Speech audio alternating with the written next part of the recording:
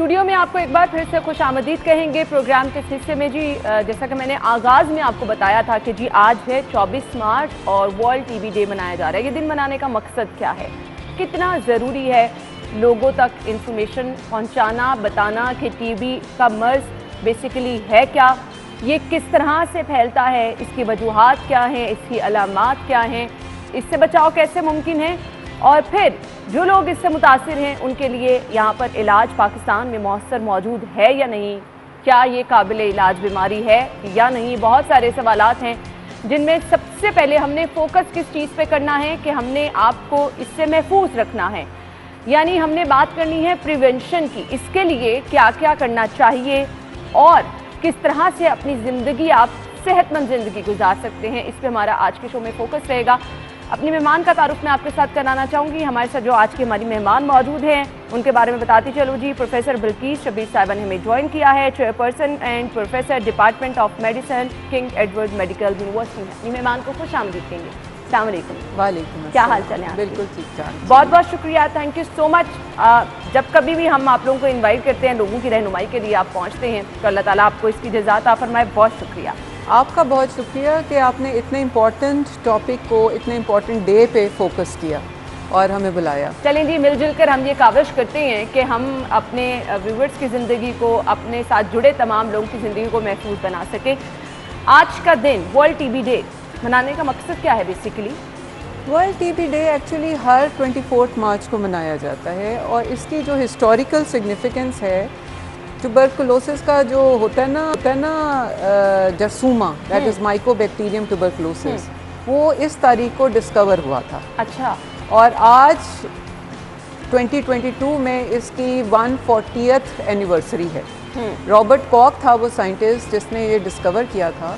और आप सोचें कि अगर मैं ये सोचती हूँ कि रॉबर्ट कॉक और उसके बाद वो तमाम लोग जिन्होंने अद्वियात निकाली ट्यूबरकुलोसिस के कामयाब इलाज की, अगर आज वो ज़िंदा होते 140 साल बाद, तो वो कितने परेशान होते। बिल्कुल, कि इतनी अभी प्रेवलेंस है। आपको मैं बताऊं, पाकिस्तान में ये 5वें नंबर पे है। पाकिस्तान 5वें नंबर पे है दुनिया में, और तकरीबन एनुअली यानी कि एक साल में 6 लाख मरीज़ होता है। अगर हम उसको ज़रा एस्टिमेट लगाएं ना, तो आप बहुत शॉक होंगी कि रोज़ाना 1 घंटे में तकरीबन 70 मरीज़ अफेक्ट होते हैं ट्यूबरकुलोसिस से। अल्लाह ताला रहम करे, 1 घंटे में 70 मरीज़। यानी कि अब मैं आपसे बात करते हुए 1 मिनट से ज़्यादा हो गया होगा।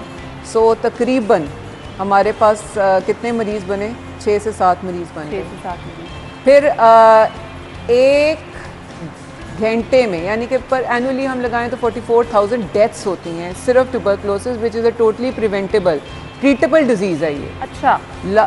ये लाइलाज मर्ज नहीं है, यानी लेकिन ये तो उसके है कि काबिल इलाज मर्ज है। काबिल इलाज है, और उसके बावजूद 44,000 अगर हम एस्टिमेट लगाएं तो 1 घंटे में हुई डेथ्स 7 के करीब। यानी कि आपसे बात करते करते 10 मिनट में एक शख्स की डेथ हो गई है। अब ये सिग्निफिकेंस है, और इसकी ट्रीटमेंट बहुत कामयाब है। सो हम इसको बिल्कुल, इसका आपका ये डे मनाना और लोगों में आगाही पैदा करना, ये बहुत ज़रूरी है। सही। तो हमने बात करनी थी जी प्रिवेंशन की, क्योंकि हमेशा हम आपको कहते हैं prevention is better than cure. तो मुझे ये बता दीजिएगा सबसे पहले, ये बीमारी इतना फैल क्यों रही है, वजह क्या है? देखिए, कोरोना ने हमें ना लोगों तक अपना मैसेज पहुंचाना बड़ा आसान कर दिया। अब ये जो मास्क है, ये हम क्यों पहनते हैं? क्योंकि कोरोना सांस के रास्ते फैलता है। ये बीमारी भी सांस के रास्ते फैलती है। ठीक है। अब जैसे मुझे ट्यूबरकुलोसिस है और मैं आपके साथ बैठी हूँ और मैं खांसती हूँ, तो मुझसे ये सांस के रास्ते आप तक ट्रांसफ़र होगा। अभी मैं थोड़ा सा इसलिए बता रही हूँ ताकि इसका लोगों को कॉन्सेप्ट हो कि ये फैलती कैसे है। फिर मैं बताऊँगी कि इसको प्रिवेंट कैसे करेंगे। सही सही। जब ये सांस के रास्ते आपके अंदर जाती है, तो हमारा ना एक मुदाफ़ाती निज़ाम है जिसको हम लिम्फेटिक सिस्टम कहते हैं। वो अल्लाह मियाँ ने हमें ऐसा बनाया हुआ है कि बिल्कुल एक मोर्चा है जो हमारे मुंह के अंदर जो दाखिली रास्ता है उस पर बना हुआ है, जिसको टॉन्सिल्स भी कहते हैं, एडिनोइड्स भी कहते हैं। टॉन्सिल्स बहुत सारे लोगों को समझ है, आम फहम ज़ुबान में। वहाँ जहाँ, हाँ, वहाँ जाके जब वायरस ये बैक्टीरियम लगता है तो सबसे पहले वो फाइट ऑफ करते हैं। अगर मेरी क़ुव्वत मुदाफ़त ठीक है, अगर मैं तवाना हूँ, अगर मेरी न्यूट्रिशन ठीक है, मुझे कोई और बीमारी नहीं है, तो ये वायरस, ये बैक्टीरियम उधर ही ख़त्म हो जाएगा। और अगर ये सब कुछ नहीं है तो ये आगे पास होता जाएगा, आगे जाएगा, लंग्स में जाएगा, वहाँ हम उसको कहते हैं। सबसे पहले आपका तंदुरुस्त सेहतमंद होना बहुत मैटर करता है, सबसे ज़्यादा यही ज़रूरी है। और उसके बाद ये लंग्स में जाएगा, लंग्स में इसको कहते हैं प्राइमरी फोकस, यानी कि मान के लिम्फ नोड यही जो चीज़ जो ऊपर है ये डिफरेंट जगहों पे हमारी बॉडी के होती है और ये वहाँ लोकली ये क़ुव्वत मुदाफ़त पैदा करती है। अब वहाँ पहले लंग्स में होगा और फिर लंग्स से पूरी बॉडी में। अगर आप मुझसे पूछें कि कहाँ ट्यूबरकुलोसिस हो सकती है, लंग्स का तो सारों को पता है, फेफड़ों का कि खांसी, बलगम, बुखार होगा।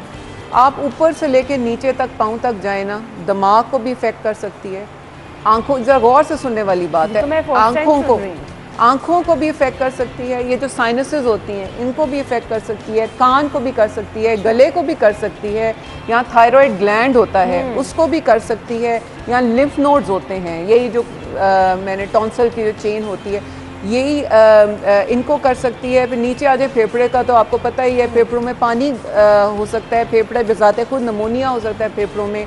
दिल की बात कर लें, दिल का जो मसल जो पंप होता है उसके और बाहर एक झिल्ली होती है, इस झिल्ली के दरमियान पानी बन सकता है और जब पानी होता है तो सिकुड़ता है, ठीक है, सिकुड़ता है तो उसके साथ मुश्किल डिफरेंट प्रॉब्लम्स होती हैं।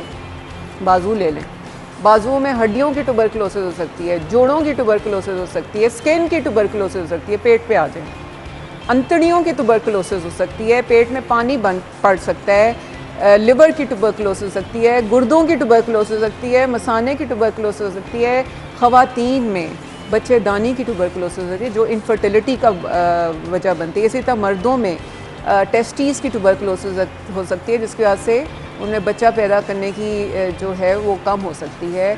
इसी तरह पूरे जिस्म में कोई ऐसा बॉडी का अच्छा, एक बहुत इंपॉर्टेंट, जब मैंने हड्डियों की बात की, रीढ़ की हड्डी की ट्यूबरकुलोसिस सकती है, नर्व्स की ट्यूबरकुलोसिस, रीढ़ की हड्डियाँ जब दब जाती हैं तो उनसे नर्व्स प्रेस हो जाती हैं। कई दफ़ा हमारे पास मरीज़ आते हैं जिनकी टांगें नहीं मूव कर रही होती, बाजू नहीं मूव कर रहे होते क्योंकि कंप्रेशन हुई होती है स्पाइन की।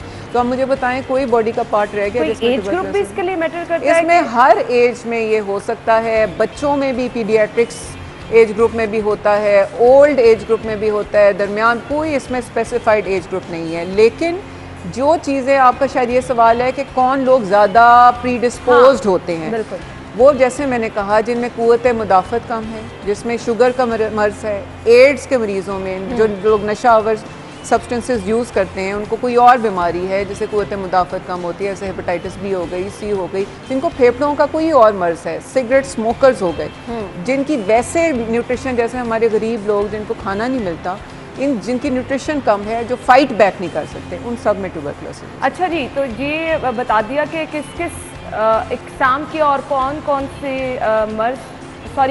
कहाँ जो है ये टीबी हो सकती है, वजूहात इसकी हमने अब डिस्कस करनी है, को बताना है कि इससे आपने बचना कैसे है और क्या क्या एहतियाती तदाबीर हैं। लेकिन इस सबसे पहले जो मुझे पॉइंट बहुत ज़बरदस्त लगा, हमारी क़ुव्वत मुदाफ़त अगर अच्छी होगी तो हम इसका शिकार नहीं हो सकते। यानी आपने अपनी सेहत का किस कदर ख्याल रखना है ये बहुत ज़्यादा ज़रूरी है और सबसे ज़्यादा हम इसी चीज़ पे कॉम्प्रोमाइज़ आजकल करें।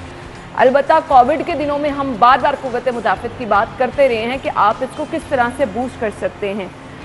हम एक ब्रेक लेंगे, ब्रेक के बाद वापस आते हैं तो यहीं से हम गुफ्तगू का सिलसिला आगे जोड़ेंगे। आप कहीं मत जाइएगा, हमारे साथ ही रहिएगा।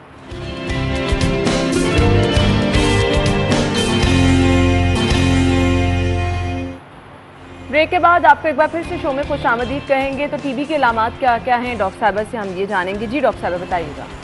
मैंने जो आपको पिछले सेगमेंट में जितने भी बताए हैं कि ये पार्ट्स ऑफ द बॉडी हैं जिसको अफेक्ट कर सकता है, उसके मुताबिक ये अलामात है। ठीक है, एक जनरल अलामात हैं कि भूख ना लगना, बुखार रहना, हल्के दर्जे का बुखार रहना, रात को पसीने आना, जिस्म में नकाहत होना, अगर फेफड़ों को की ज़्यादा इन्वॉल्वमेंट है तो खांसी, बलगम, मेनिंजाइटिस है तो सर में दर्द, जो भी पेट का है तो उसमें डायरिया होना, कॉन्स्टिपेशन होना, पेट में दर्द होना, पेट का फूल जाना, सांस का खराब हो जाना, तो उसके मुताबिक हर किस्म। लेकिन जो बेसिक चीज़ है ना, जिस्म का टूटना, बुखार होना, लो ग्रेड और वज़न का कम होना, भूख ना लगना, सही। अगर ऐसी अलामात हों तो आप फौरी तौर पे अपने डॉक्टर के पास जाएं, उससे टेस्ट करवाएं और यकीन रखिए कि इसमें अब हर एक को इतनी नॉलेज भी है और ये दवाइयाँ भी आराम से अवेलेबल हैं। टेली मेडिसिन सर्विसेज का ज़रूर इस्तेमाल करें।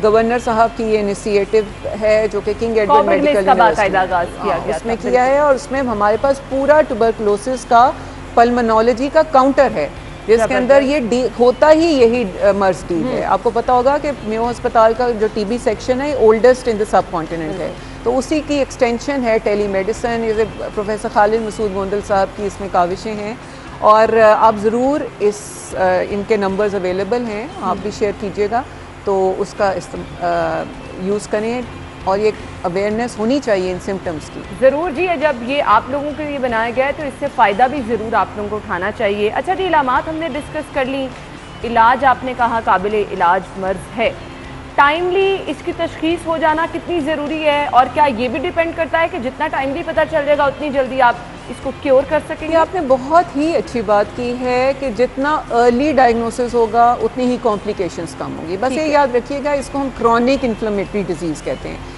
क्रॉनिक इन्फ्लेमेशन ऐसी चीज़ होती है जिसमें जहाँ इन्फेक्शन होती है वहाँ जो टिश्यू होता है सुकड़ना शुरू हो जाता है। तो जैसे मैंने कहा, दिल की झिल्ली सुकड़ जाती है, फेफड़े सुकड़ जाते हैं, अंतड़ी सुकड़ जाती है, दिमाग की जो झिल्ली है सुकड़ जाती है, उस वजह से सारे कॉम्प्लिकेशंस होती हैं। उन कॉम्प्लिकेशंस तक पहुंचने से पहले अगर इलाज हो जाए तो जो कि बहुत मुमकिन है, तो ये सारी प्रिवेंट हो सकती हैं। और इलाज का मैं थोड़ा सा बता दूं कि हमारी एक एंटिटी ट्यूबरकुलोसिस की अब आई है, मल्टी ड्रग रेजिस्टेंट या एक्सटेंडेड ड्रग रेजिस्टेंट ट्यूबरकुलोसिस, जिसमें जब इलाज मरीज पूरी तरह नहीं लेता या लेके डिसकंटिन्यू कर देता है, 6 से 8 महीने का इलाज है। मैं आपसे पूछने वाली थी कितना इलाज का इसका ड्यूरेशन होता है, क्योंकि लोग बीच में छोड़ देते हैं। बिल्कुल, आपने बिल्कुल सही कहा। मुश्किल थोड़ा सा इस तरह है कि रेगुलरिटी से लेना, कंप्लाइंस इसको हम कहते हैं, कि पेशेंट कहता है कि इससे तो मतली बहुत होती है, इससे मैं नहीं लेता, या फिर ये है कि अच्छा चलो एक आध दिन छूट गया, या मैं कहीं बाहर दूसरे शहर गया हूँ तो एक हफ्ता नहीं लिया। तो इसलिए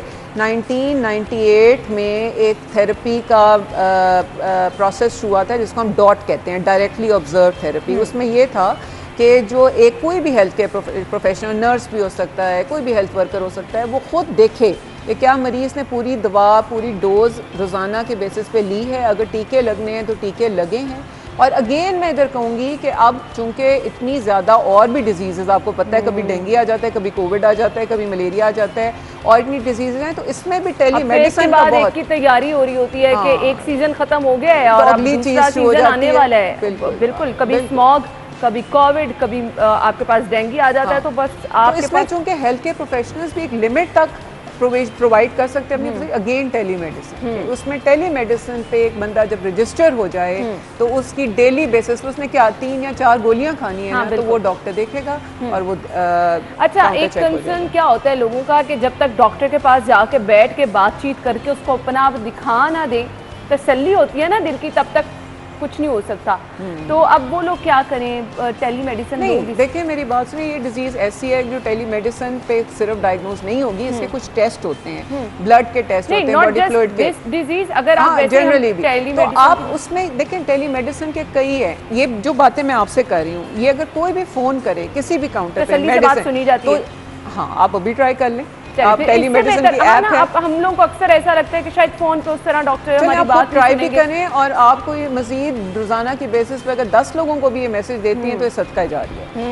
आपको वहाँ स्पेशलिस्ट सर्विसेज अवेलेबल हैं। और दूसरा ये कि ना, एक होता है तशखीस होना, इसके लिए मरीज का होना जरूरी है, और उसके बाद एक होती है मॉनिटरिंग। मॉनिटरिंग से मुराद है, जैसे मैंने आपको डॉट का बताया, जैसे मैंने कहा कि हर हफ्ते मैं पेशेंट से, अगर वो पेशेंट लैया में रहता है, वो मेरे पास नहीं आ सकता, अगर मैं वो मुझसे फोन पे वीडियो कॉन्फ्रेंस कर लेता है, या वीडियो कॉन्फ्रेंस में अगर फीमेल्स आपको पता है कंफर्टेबल नहीं होती, दूसरे तरीके से चैटिंग कर सकता है, कि स्काइप पे बात कर सकता है, तो फिर उसकी एक सेटिस्फैक्शन पेशेंट की भी बहुत होती है। चलिए जी, आप देख सकते हैं, अंदाजा कर सकते हैं कितनी बड़ी सहूलत आपके पास मौजूद है।